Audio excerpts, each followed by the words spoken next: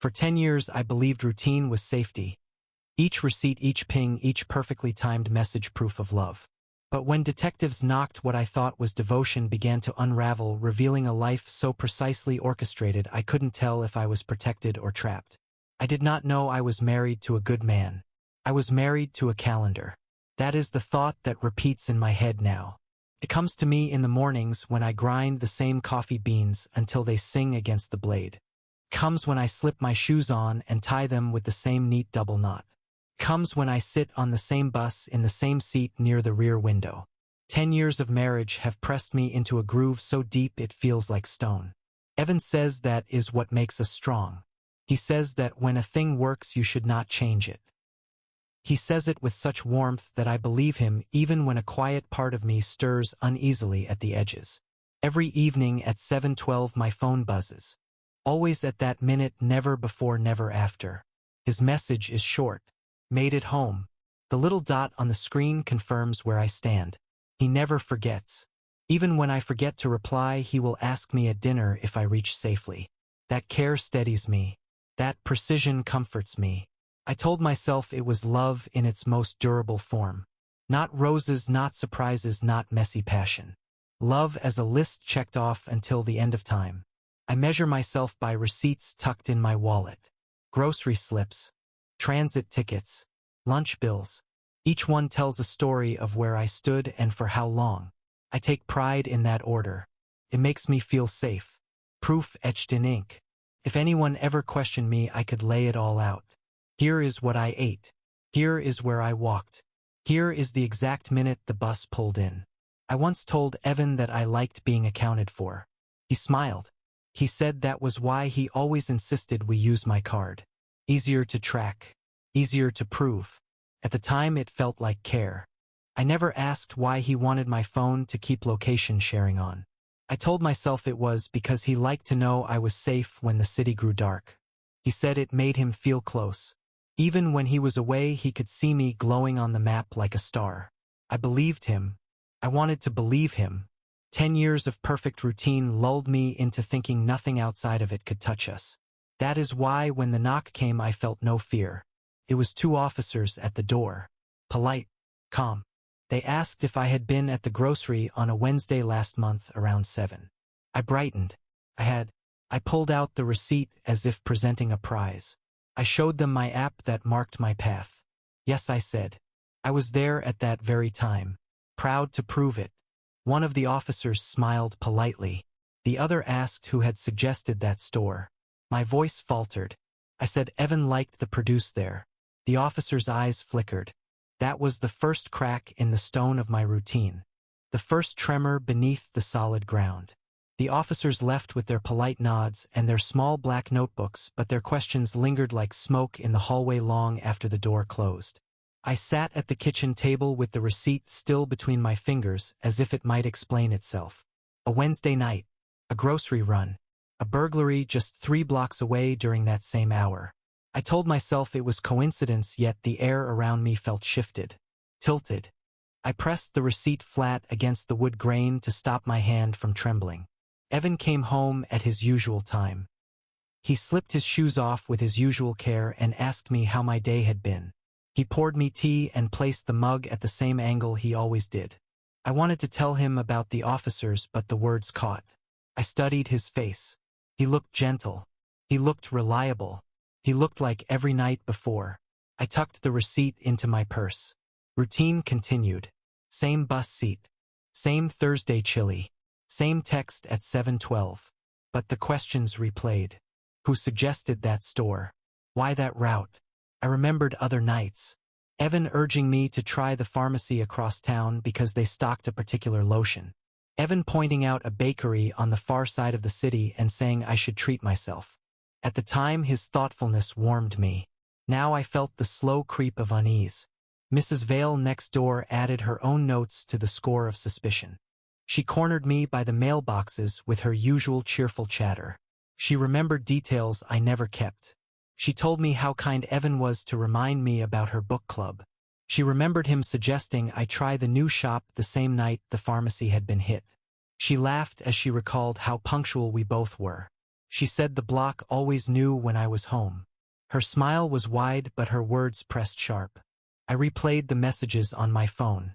His check-ins always bracketing the crimes like neat parentheses. Made it home. Did you get the bus? Still at the store. Each ping aligning with another break-in across the city. I told myself again it was coincidence. Yet the coincidences stacked high. One night Detective Rhee arrived alone. She was calm, observant, unnervingly kind. She did not accuse me. She did not accuse Evan. She asked if she might sit at my table. She laid out maps on the wood like a patient teacher. She showed me my dots of movement spread across the city like stitches. Between those stitches were gaps. In those gaps the crimes bloomed. She traced the patterns with her finger. She said sometimes the safest routine is a cage someone else built. Her voice was soft but her words landed heavy. I stared at the maps. My life reduced to points and lines. My proof now looked like evidence not of my safety but of someone else's cover. When she left she touched my arm lightly. She said to be careful. She said someone who knows your patterns can borrow them. I nodded though the room felt unsteady. The calendar that had anchored me for 10 years now looked like a trap I had walked into step by step without once looking up. I confronted Evan the next evening because silence had become unbearable. I waited until after dinner when the dishes were stacked neatly and the house had settled into its usual quiet. I told him about the officers. I told him about Detective Rhee and her maps. I told him what Mrs. Vale remembered. His face did not change. He listened with the same patient stillness he always carried. When I finished he did not deny anything. He said he was sorry. He said he never wanted me involved. He said people he knew had needed quick cash. He said he chose only houses that were empty so no one would get hurt. His voice was soft, almost tender as he explained. He spoke like a man who believed he had been careful. He said I had always been safe. That was the point. Then he opened a folder I had never seen. Inside were my grocery slips, transit logs, screenshots of my location history, notes in his neat handwriting, every alibi curated, every hour accounted for. He had built a record of me so complete it looked like a biography. He told me he made sure I was always seen in the right place. That way no suspicion could ever touch me. I stared at the pages. They were my life but colder, stripped of memory, reduced to timestamps and purchases. I saw the care I once believed was love reframed as calculation. He said he did it all for us. He said he had protected me. I heard the words yet behind them I saw something else. I saw the way he had steered me without my noticing. I thought of the coupons he always found for stores across town. The bus app he installed on my phone saying it would save me time.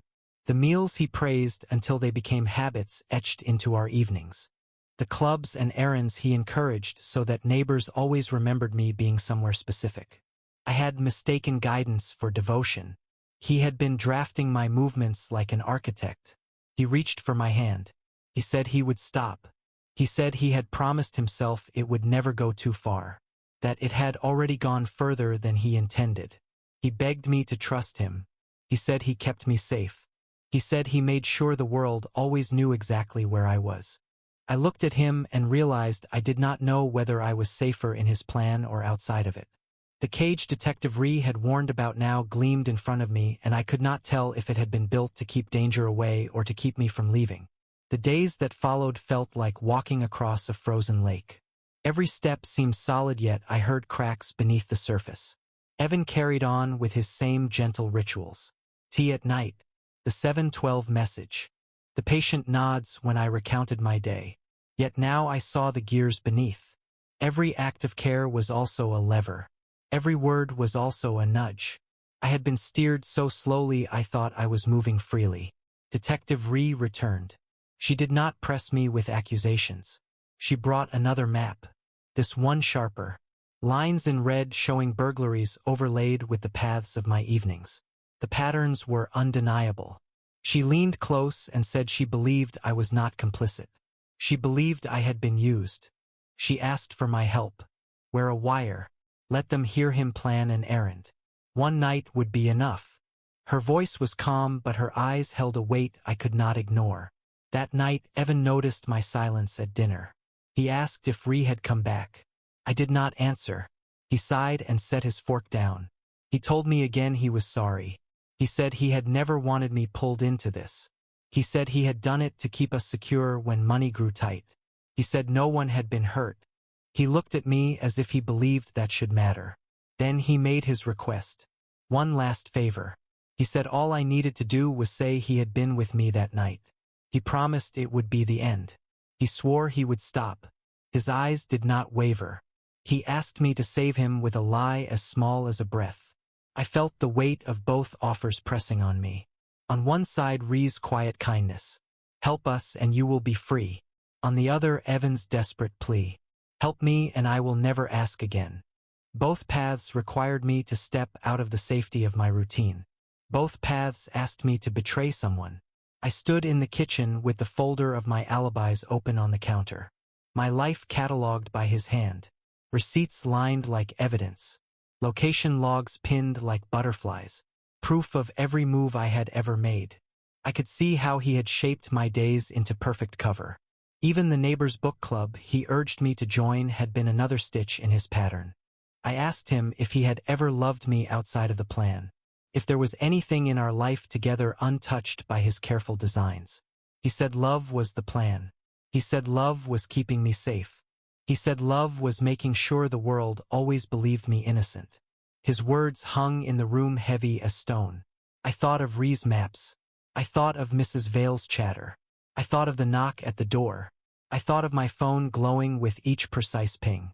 I felt the bars of the cage all around me. I had been living inside it for 10 years without seeing it. Now I stood holding the key and I could not decide whether to lock the door or walk out into the unknown. The choice grew sharper when Rhee returned once more. She stood in my doorway with her calm eyes and her soft voice, and she spoke like someone offering not an escape but a mirror. She said I could help them. One night, one wire, one errand. She said they would not only prove his guilt but clear my name. She said the longer I hesitated, the more the records would point back to me. She placed her card on the table and told me she trusted my judgment. Then she left as quietly as she came. Evan must have sensed her visit because he began pacing the house that evening. He told me again he was sorry. He told me he never meant for it to reach this point. He said the men he knew were restless and reckless, and he had been the one to keep them controlled. Without him there would be chaos. He framed himself as the shield. He told me I was not only his alibi but his anchor. He begged me not to break the chain. He reached into his pocket and pulled out a small notebook. Inside were more entries, dates, times, my exact steps cross-checked against crime reports. He had mapped not only the alibis that saved him but the blind spots that freed him. He showed it to me not as evidence of guilt but as proof of his care. He said every page was written to keep me safe. He said I had been protected because he had been precise. I stared at the pages and felt the twist of something colder than fear. He had not only used my movements, he had engineered them. The coupons slipped onto the counter. The transit apps installed on my phone. The way he praised my Thursday chili until it became immovable tradition. Even Mrs. Vale's memory of my book club was planted. My life had not been a series of choices. It had been a performance directed by his hand. That realization cracked something in me. I thought back over 10 years of marriage. Every moment I believed I was exercising order and discipline was in truth another step in a dance I did not choreograph. The stability I thought I had built was a stage set. Painted walls. Hollow beams. Evan begged me to trust him one more time. He said all he needed was a single favor. He said if I claimed he was with me tonight, the men would believe it was too risky to continue. He said he would erase everything. He would burn the folder. He would destroy the notebook. He promised me peace. His voice was low and tender, but I could see his eyes flickering with calculation. He was already arranging the next step even as he swore it was the last. I stood between Rhee's trust and Evan's plea. Between the cage I knew and the void beyond it. Both roads led to betrayal. One of him, one of myself. That night I lay awake and stared at the ceiling. I listened to the steady breath of the man beside me. I wondered if I had ever known the difference between devotion and control, between love and design. The calendar of my life stretched before me like an open hand. I could choose to turn the page or I could close the book. The morning would demand my answer. The morning came clear and bright, but the air felt heavier than stone. I moved through my routine like an echo, coffee beans ground to dust, shoes tied with the familiar knot. Bus pass slipped into my purse. My hands repeated the motions, but my mind stood elsewhere. Evan kissed my temple and asked if I would stop at the deli tonight. His tone was casual. His eyes were not. He wanted me fixed in place. 7. Always at 7. I carried his request in my chest all day. Rhee's card weighed in my pocket like a second pulse. I thought of the folder of receipts, the notebook of routes, the maps of my life pinned to walls I never saw. I thought of his voice saying I kept you safe. I thought of hers saying sometimes the safest routine is a cage someone else built. Both were true. That was the trap. When evening fell, I chose. At 7 o'clock I stood at the deli. I bought a carton of milk I did not need. I folded the receipt and slid it into my purse with the others. The clerk barely looked up. My phone in my hand glowed as it always did. Location sharing still on. A neat little dot moving exactly where expected. Then with one touch I ended it. The screen went dark. For the first time in 10 years my steps were mine alone. I walked out into the street carrying the milk like proof of nothing. Behind me Evan's alibi crumbled. Before me the night opened wide. I whispered to myself a truth I had never spoken. Safety is not being predictable. Safety is choosing who gets to predict you. And in that silence, with the calendar burning behind me, I felt the weight of freedom and danger merge into the same breath. The story of my life had been written in receipts and pings. Now the page was blank.